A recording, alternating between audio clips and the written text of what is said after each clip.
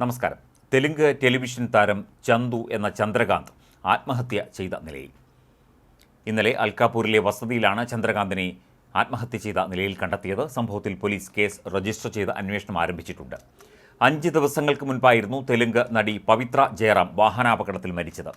പവിത്രയുമായി വളരെ അടുത്ത ബന്ധമായിരുന്നു ചന്തുവിന് എന്നാണ് സൂചന.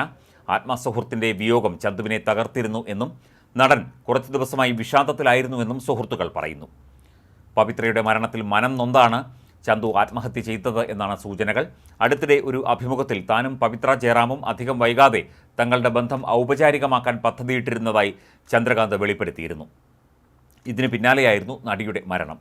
പവിത്രയുടെ ജീവനെടുത്ത അപകടം നടക്കുമ്പോൾ വാഹനത്തിൽ ചന്ദ്രകാന്തുമുണ്ടായിരുന്നു. ആന്ധ്രാപ്രദേശിലെ മെഹബൂബ നഗറിന് സമീപത്ത് വെച്ചായിരുന്നു പവിത്രയുടെ ജീവൻ കവർന്ന വാഹനാപകടം നടന്നത്. പവിത്ര സഞ്ചരിച്ചിരുന്ന കാർ നിയന്ത്രണം വിട്ട് ഡിവൈഡറിൽ ഇടിച്ചാണ് അപകടമുണ്ടായത്. സംഭവസ്ഥലത്ത് വെച്ച് തന്നെ നടി മരണപ്പെട്ടു. ത്രിനയനി എന്ന തെലുങ്ക് സീരിയലിലൂടെയാണ് പവിത്രയും ചന്ദ്രകാന്തും ശ്രദ്ധേയരാകുന്നത്.